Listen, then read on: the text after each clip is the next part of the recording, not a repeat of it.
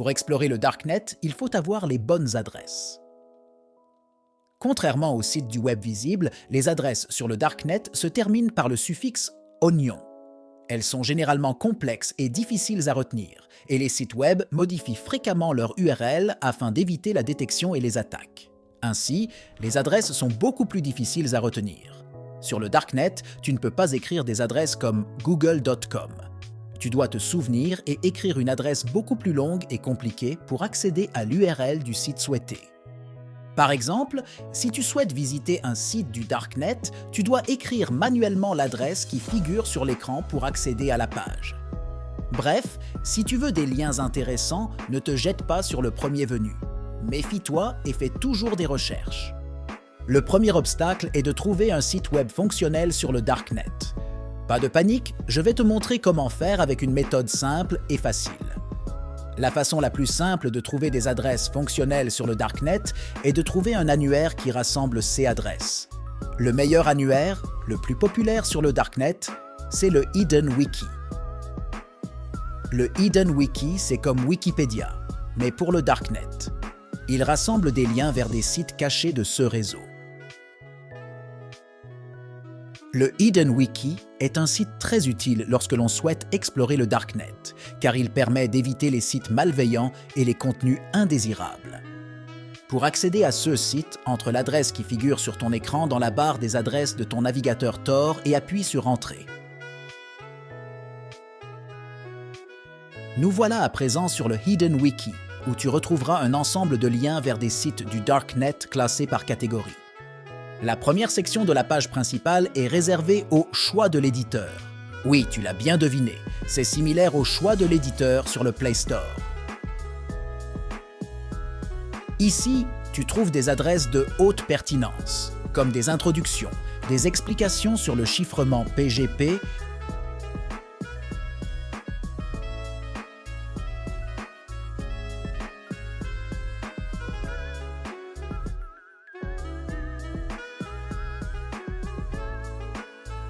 des articles sur la stratégie de marketing des réseaux sociaux et même l'importance du film Matrix dans notre société réelle.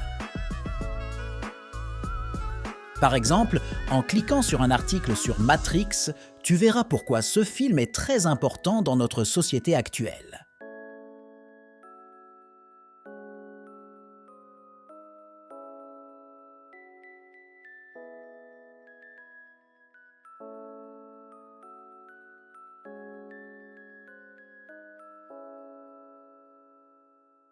Ensuite, il y a la section « Volontaire » où le Hidden Wiki explique comment contribuer à la communauté du Hidden Wiki.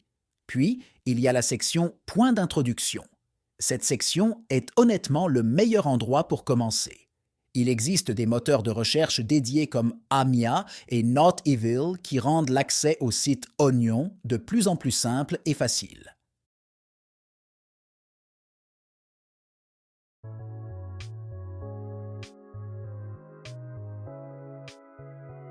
Par exemple, en cliquant sur Amia, tu vas tomber sur un moteur de recherche similaire à Google.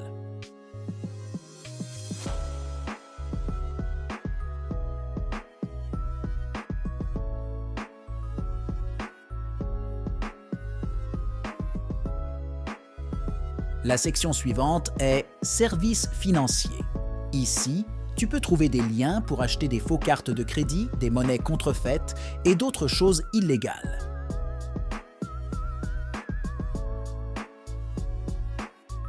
Par exemple, en cliquant sur un site spécialisé dans les cartes prépayées, tu verras des offres pour des cartes de crédit prépayées avec des soldes minimum très élevés. Est-ce réel ou une arnaque? Je n'en sais rien, mais ce site est spécialisé dans ce type de commerce plutôt que dans un grand marché. Il est recommandé de ne pas faire confiance aveuglément à tous les liens de cette page, car il est possible de tomber sur des sites morts ou des adresses inactives assez souvent.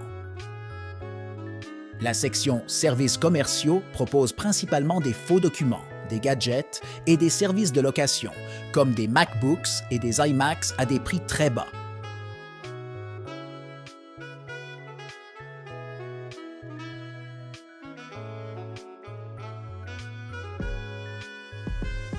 Par exemple, un site propose des iPhone 11 à $300, ce qui est bien en dessous du prix normal.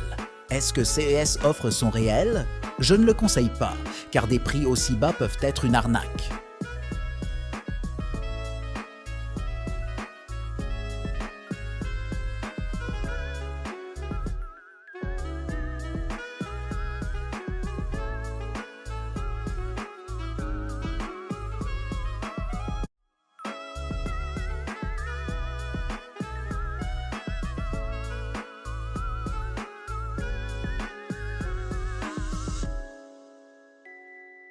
Pour une protection maximale sur ton navigateur Tor, clique sur l'icône de bouclier, puis sur Paramètres de sécurité, et sélectionne le niveau de sécurité le plus élevé.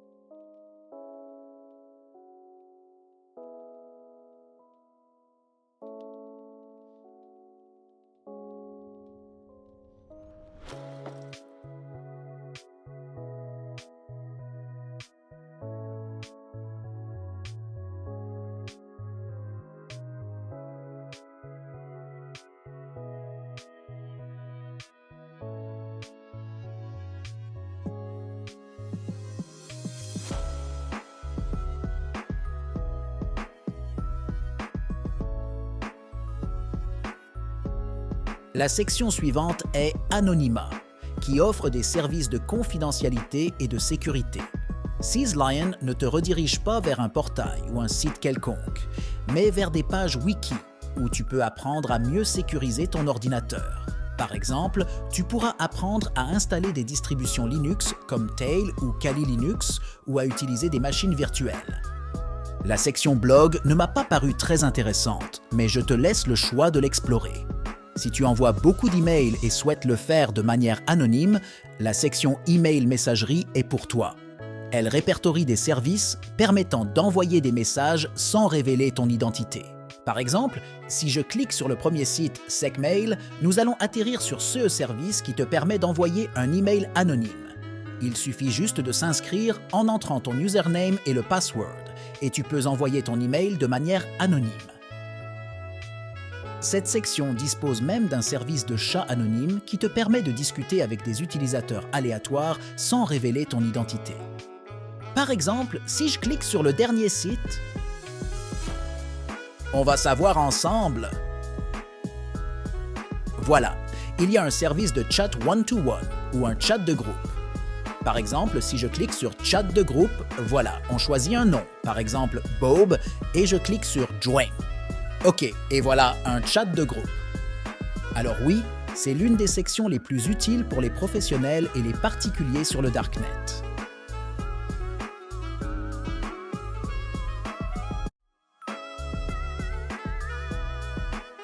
Ensuite, la section suivante, c'est Réseaux sociaux, Social Network.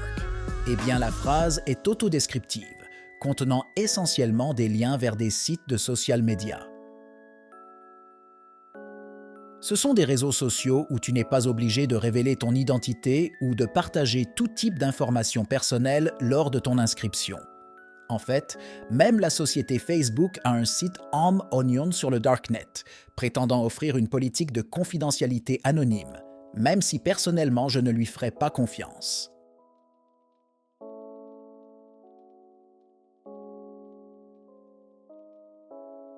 Quoi qu'il en soit, si tu es un amateur des réseaux sociaux et que tu n'as pas de problème de confidentialité sur les réseaux du web visibles, cette section est pour toi. La section des réseaux sociaux est ensuite suivie par les forums, qui sont essentiellement des liens simples vers des forums de toutes sortes. Ensuite, la section politique rassemble les liens vers les wikis personnalisés sur différents sujets politiques et du contenu censuré. Après cela vient une section qui m'intéresse personnellement, Whistleblowing, qui signifie dénonciation en français. Elle se compose des liens vers Wikileaks ou SecureDrop. En fait, cela te permet de télécharger des documents et des données sur Wikileaks ou SecureDrop pour la publication en toute sécurité et de manière anonyme, sans besoin de révéler ton identité. Donc, si tu t'es déjà demandé comment entrer en contact avec CS Organisations ou des journalistes, c'est l'endroit parfait.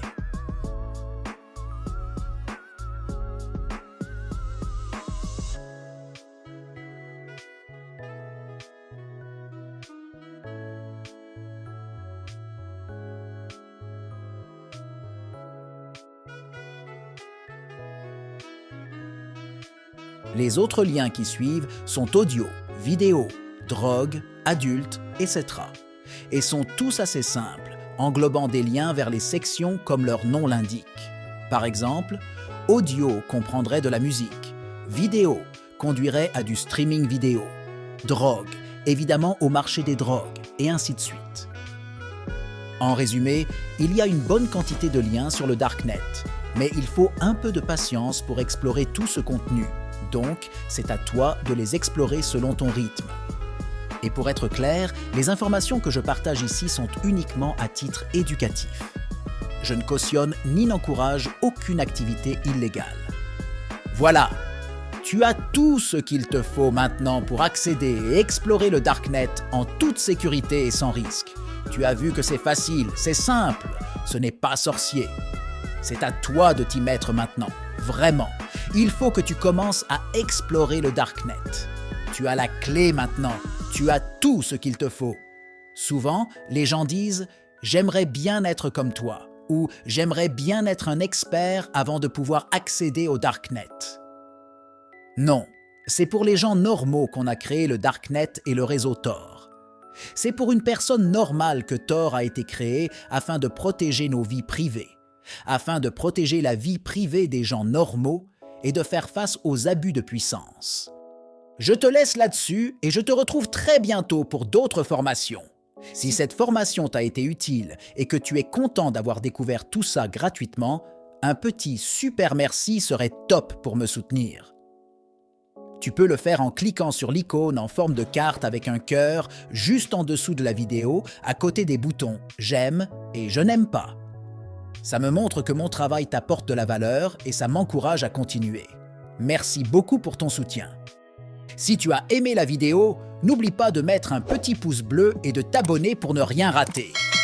Et surtout, si tu as des questions ou des soucis, n'hésite pas à les poser en commentaire. Je te répondrai avec plaisir, promis. À très bientôt et tous mes bons succès à ta nouvelle aventure sur le Darknet.